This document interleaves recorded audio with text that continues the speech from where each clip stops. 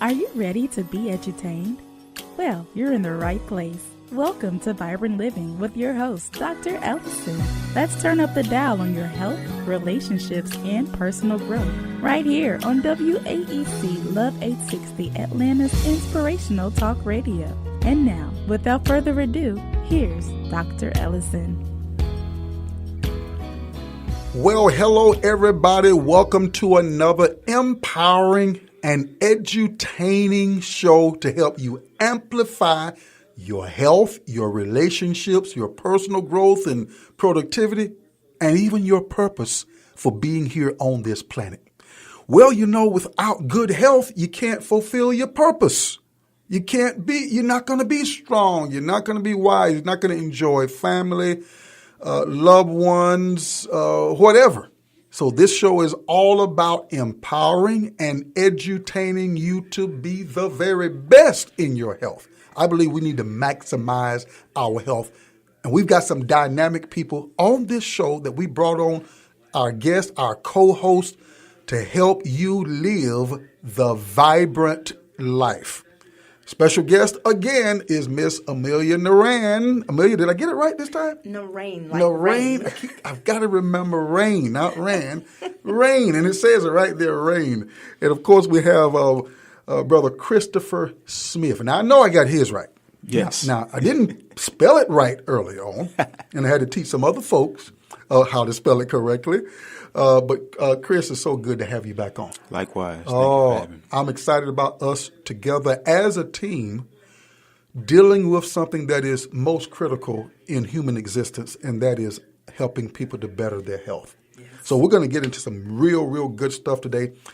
You know, I often think about this, guys, that we are where we are for the most part as far as health and wellness is concerned, because we have left the wisdom of our God, Yes. who is our designer, our architect, the engineer of life, health, and everything as far as human existence is concerned. So the overarching theme of my operation, and I believe it's somewhat the same with you guys as well, is that we've got to help people get back to the wisdom of our Creator as to how to take care of what He designed. Yes. And that makes sense. I say it all the time. If you created, Chris, the Mercedes-Benz car, I bought it from you, you wouldn't like it too well seeing that a 2018 top-of-the-line Mercedes-Benz is parked at a Volkswagen shop. I don't think that you would like that.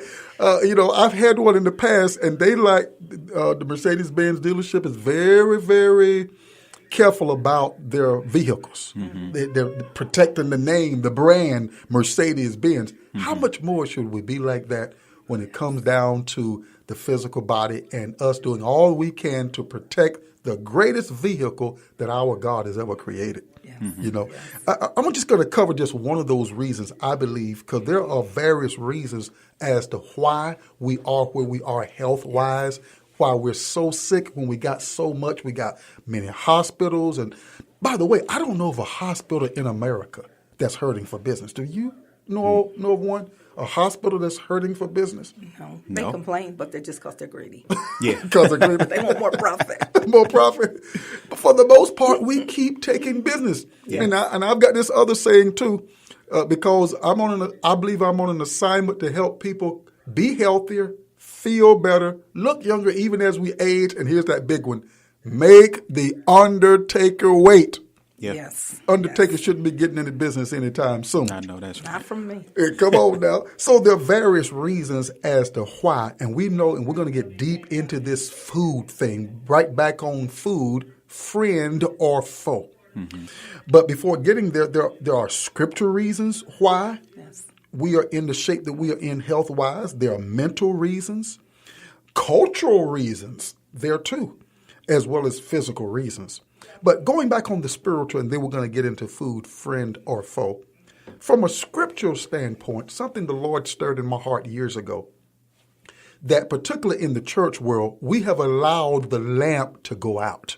Yes. Now I'm referencing 1 Samuel chapter 3, verses 1 through 3, where Eli the priest was responsible to keep the lamp in the temple burning.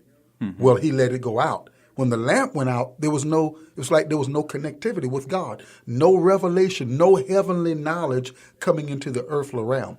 And I'm a firm believer that it really needs to start in the church. That we in the church, we who know God, should take the lead, being the healthiest people on the planet. Sure. But we got people in the church that are as sick as people in the world. Yeah. Yes. Well, you look at, you referred to Eli, who was a priest. And his role was to maintain the light. And in the temple, the light was the disseminator, it led the way. The scripture says, thy words a lamp unto thy feet and the light unto thy path. So when those who have the responsibility of disseminating the light fell in that area, then you can't expect that as a larger portion that the people will be able to know which way to go. Oh, wow. And so when we don't have leaders, those who are in positions of authority, speaking life, teaching what is right in terms of our health, then we are going to find the role that the people are in darkness. The shepherd, the flock without a shepherd, the sheep get lost without that. So that role of Eli being the priest and allowing the light go out, it had a physical effect as well. It had a very strong spiritual implication. And I think you hinted at that.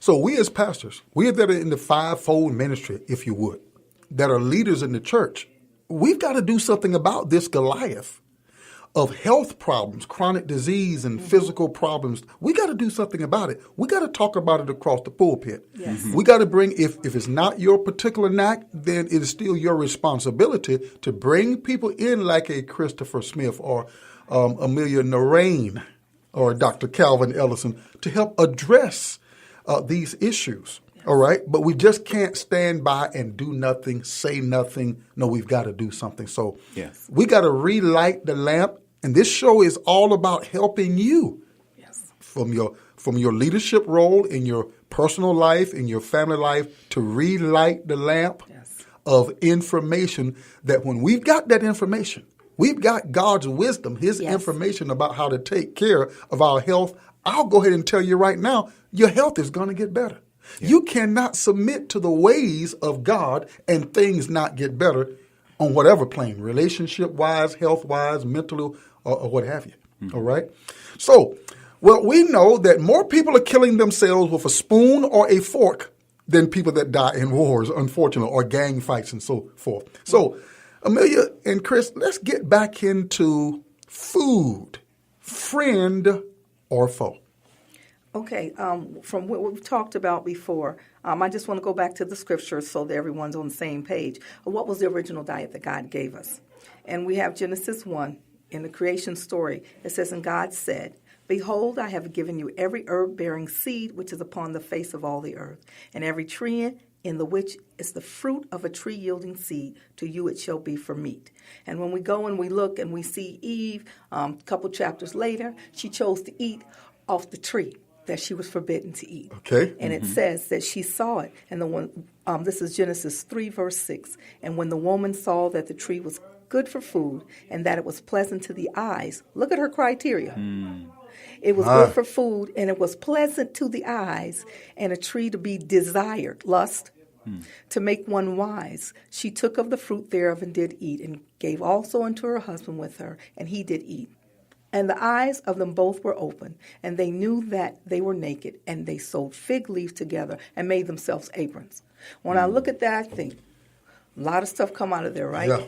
God instructed them. She concluded something else. First of all, she didn't go by the frontal lobe, which was the reasoning center, what God had said. She went by what looked good to her, what she desired, her lust. And we talked in, I think, our last broadcast, we talked about how the store shelves are stocked and how packaging is made. It has nothing to do with the frontal lobe or the health of the body, but it's about what appeals to the eye and the desire. Eve did the same thing, and the outcome of that was they realized they were naked. We didn't realize now we sick. We got this disease, the next disease, and we have a problem. And we are trying to pull together, as Chris and I were talking, what's the solution when we're sick now? We got it from eating food, but they made fig leaves. We got the pharmaceutical industry. Yep. We got surgery. Yep. We got laser, and all of these things to fix the problem when the problem was something else. Oh, my God. Well, Chris, has God changed the diet? God hadn't changed the diet. Okay. I think that something important that happened in that story with Eve, when she ate from the tree that she wasn't supposed to eat from.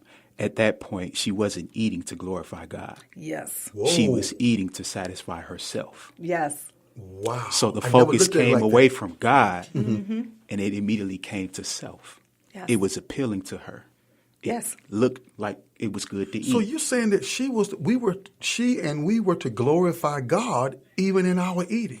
Even in our eating. New Testament Whoa. says, In our whatsoever eating. things I finds to do with all thy might and thy soul, whatsoever. That covers everything. Yep. Whether therefore you eat or or drink or do whatever also to you the glory do, of do God. all to the glory of God. Oh, man. And so when she ate, Yes. she at that time she was immediately satisfying herself and not glorifying God with her eating.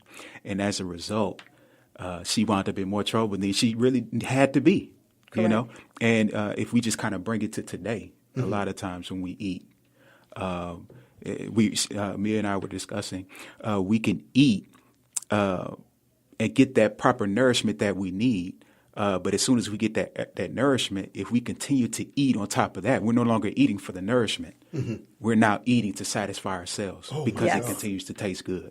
And that leads to what? Overeating. And overeating leads to health problems, Oh, Yes. Now, things like that. You So- guys have turned the light on even brighter. Yeah. Because you've taken it to the level that when I eat, I must glorify God, even in my Absolutely. eating. Absolutely. Oh, my God. We got to take a commercial break. We're going to be right back and keep firing up this engine. We'll be right back. Rejuvenation for youthfulness and beauty is trending worldwide. People are getting laser hair removal, Botox, dermal fillers, skin brightening, tightening, lifting, and reshaping. Smartplex ATL, a comprehensive medical spa located in East Cobb, 4799 Old Town Parkway. You can also visit us online at smartplexatl.com. Dr. Alexander and his team enjoy pampering you while you receive customized treatments in a beautiful, calming, zen-like atmosphere. Smartplex ATL. We are your Hollywood destination for exciting, youthful rejuvenation. Okay, we are back. I hope you all are being stirred up as much as I'm being stirred up by what Amelia and Chris were sharing. Before the break there, you were talking about how even in our eating, and Eve didn't do this, when she disobeyed God about the food, she didn't glorify God in her eating. So you're saying that a lot of the sickness and disease is just coming out of the fact that we're selfish. We're not doing what we're doing to bring glory to our Creator. There's a cookbook that I actually have on my shelf, and it's called Eat for Strength. When we eat purposefully, as Chris would allude to, that changes how we eat. Because a lot of times we eat, when I start talking about the emotion of food, you'll see we're not eating for strength.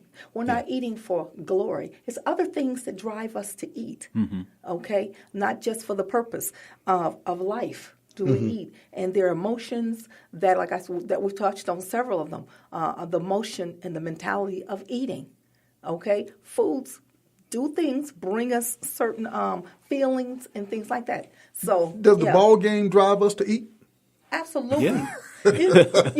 Why is it connected that when we go to a movie we got to have popcorn? Yeah. Come What on. is that? You can watch. I mean, but there are certain habits, have things we do, and we have foods affiliated with a picnic. Okay, there's certain food we think if you're doing a picnic, you have chicken, you have potato salad, or mac and cheese, or you might have watermelon. But there are certain foods we call picnic foods. Yeah. Right? Wow. It's amazing how we even got there. Yeah. Yes, how do we get there? Yeah. You know, one of the things that we have to consider too is we always focus on what to eat, but sometimes it's about the not eating.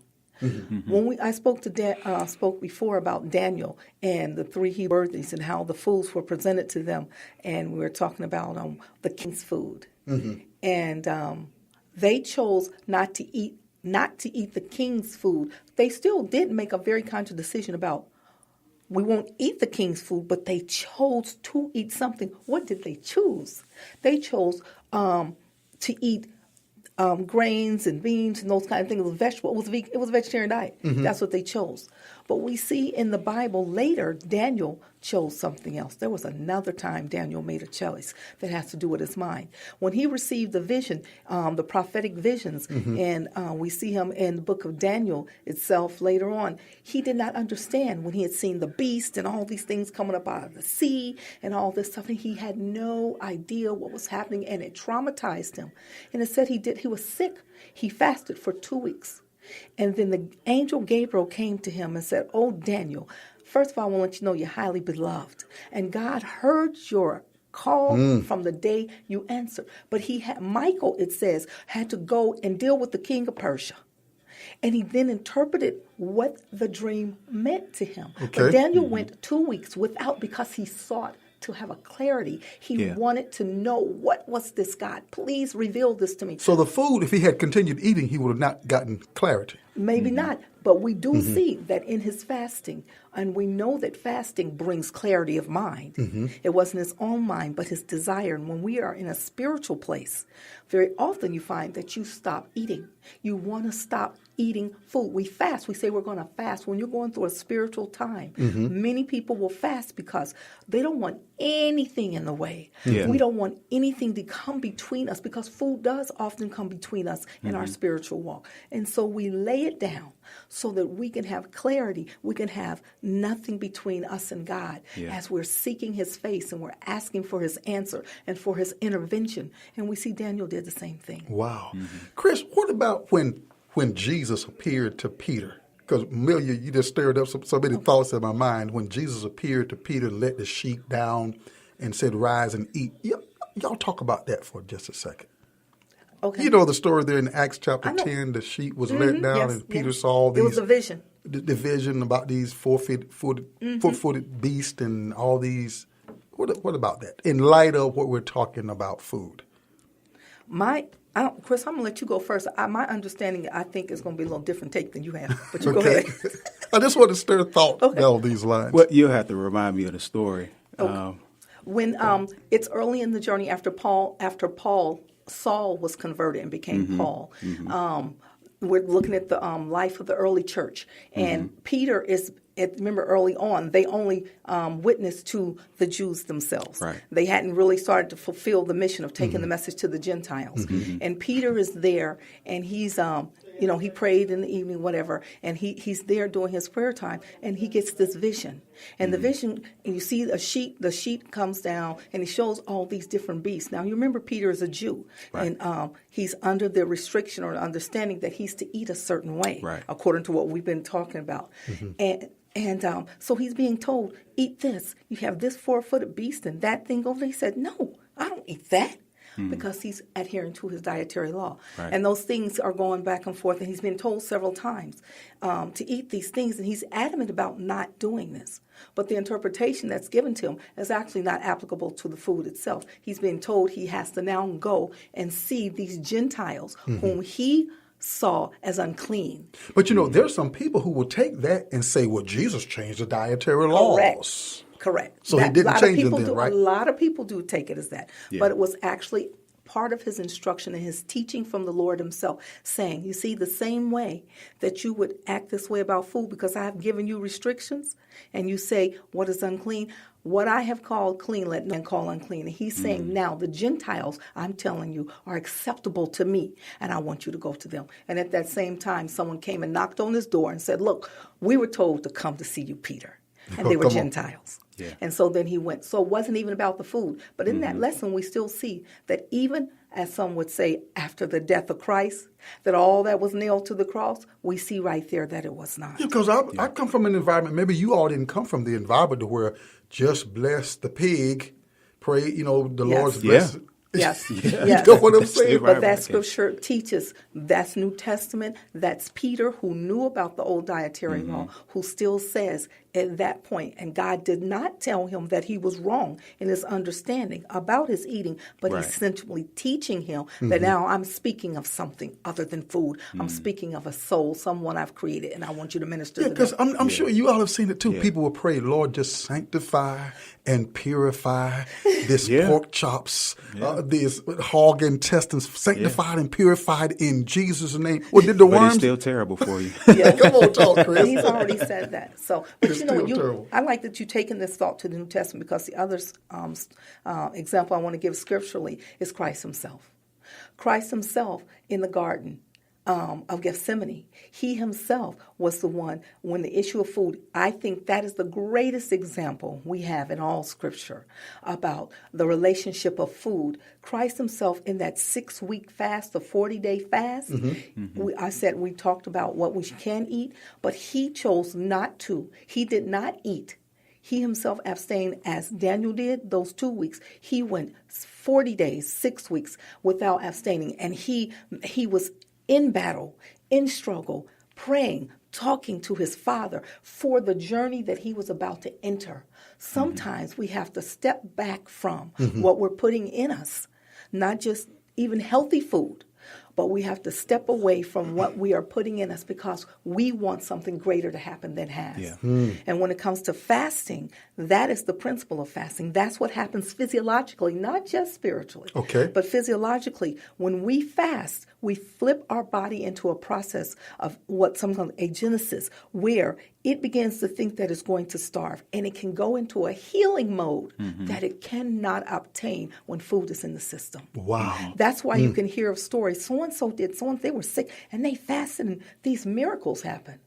What it did, you allowed your body to flip into this mode of healing that it cannot do when food is there. So you're not starving, you're flipping to a mode of healing. Healing. Amelia and Chris are kicking out here on Food, Friend, or Foe. We got a lot to talk about down these lines. So Absolutely. in this last segment, let's get deeper into the water now on this food, friend, or foe. So if it comes down to God's trying to get me into another position with him or what have you, then food becomes my enemy, Correct. right? It can be. Can be, okay. When I need to let it go for a while, and you're not going to starve because you didn't eat for 4 hours. Correct. For 8 hours, Take it away, guys. All right. So like I was saying, you kick into this other mode. But let's talk a little bit about different foods before we wrap up. There are messages that food gives us. And some are emotional. We consider they're an emotional message. Some are a mental message. And I had talked about some of this before, like the crunchy foods. How they express some of the mental messages is believed that crunchy foods give us, like we chips and stuff. It helps us to express anger, which is really weird that you think of foods in such a way, but they are. Chocolate, we talked about the decadence of them and the sensuality of chocolate. But sugar has an emotional place too. Sugar is a soothing thing as well, right? When you can't find anything, sometimes we just crave sugar. It can mean something physiologically, but we're speaking on the mental, emotional part of it now. We can be missing chromium. We know we crave sweets on a physiological sense. Chromium often is missing in our diet. But emotionally, it brings a calming, it brings joy. Sugar does. Okay, when we eat, it makes you happy. You want ice cream or whatever. It's something you pop, you think of pies or cakes and stuff like that. Sugar, even the place that it stimulates in the brain, which we alluded to probably in our first broadcast, that it stimulates the same place in the brain that cocaine does. Wow. Okay, when we do PET scans and we look at the brain and we see the coloration for what's the activity, that same center in the brain that you take cocaine and it responds, the sugar does the exact same spot in the brain. Sugar is definitely addictive. Absolutely. Because it's an addiction. It can cause addiction. I read somewhere some years ago, Chris and Amelia, where it says the average American eats anywhere between 150, 155, 160 pounds of sugar a year. That's really a lot. I mean, it's and a lot of it may not even be on purpose. Okay. Sugar is also a good preservative. So it's one of those things that they put in products to preserve it. Because everything now got sugar. Even Beans got sugar. Yeah. To replace, certain things that you want on it. For instance, when you take out fat in something, Okay. you may replace it with sugar. So it may not have the fat piece in it, or the fat part that we know it's is got the unhealthy sugar, for us, but Uh-huh. it's got that sugar that's just as bad for us. Wow. Especially if we don't take that sugar and use it for energy after we've ingested it. Mm-hmm. Because if we don't use it as energy, it gets stored as fat. Fat. Wow. Come on. That's You see what I'm saying? That's what a lot of people don't realize. It doesn't matter what you eat. If you eat, which goes back to your point, eating for the glory of God and not for pleasure, and lust and consuming more than we need, anything that we eat, fat, protein, carbs, whatever it is, if it's more than you need, it's converted to fat in the end. All that your body can't burn off. Yeah, but we're not living in a society store where it. people have any regulations on how much to put in. We don't even have any. We don't even think down these lines. This is why what you all are sharing is so important, so we can help reestablish some type of restriction or balance or laws in our conscience. I really want us to stick to, if nothing is remembered, I really like Chris's point, the idea of what the scripture says, to the glory of God. To the glory of God. You know, if we can keep that in balance in what we do, and even in our food, I promise, it will take you to a different place. It will take you. You won't do the same things. You just can't do the same things because God has given us instruction, and there is a way. And if we seek to glorify Him in our eating, then we will make different choices. Oh my God! So, would you say then that seeking to glorify God? Oh my God, our time has slipped away. It's over? Would you say that eating to glorify God will help me be more disciplined? Yes. Absolutely. As a goal, absolutely. Wow. So I got to go back and develop a God consciousness. This has to be rewired in our thinking that I've got to glorify God. Oh, my Lord. Even in my eating. Even in my eating. You all, our time, I don't know what has happened to our time. You have fun when you're edutaining and empowering people. But I want you all to tell people how you can be reached for your services and so forth. So, Chris, if you would. Okay. Yeah. My name is Kristofer Smith. I am a clinical pharmacist. And I can be reached right now through email at kcsmith, that's KCSMITH 03 at hotmail.com. That's kcsmith03 at hotmail.com. Now, you've just heard a little bit of what's in the well of Chris, so you want to make sure you reach out to him and reach him through that email. Amelia? Yes, I'm Amelia Narain, nurse practitioner, holistic health provider. If you have health concerns, you want to talk a little bit more about this, and you want to do things naturally, you can reach me at info@inmygardenhealth.com. That's info@inmygardenhealth.com. Or you know where you are and you really want to jump right in, you can go right to there's healthinmygarden.as.me. There's healthinmygarden.as.me, no spaces. And there you can check off that you want to have a free discovery call with me. All right, and the announcer is going to tell you how I can be reached at my website. I got a special CD that talks about foods never to eat. And the announcer is going to tell you that as we close. We got to go now. Don't you forget to amplify your living, so you got to turn it up, turn it up, turn it up. See you next time. We hope you're leaving feeling empowered. Thank you for listening to Vibrant Living with Dr. Ellison. If you would like to learn more about our host or purchase books, please visit his website at drcalvinellison.com. That's Dr. DOCTOR CalvinEllison.com. Be sure to come back next Monday at 6 p.m. for Vibrant Living on Atlanta's inspirational talk radio, Love 860. Bye for now.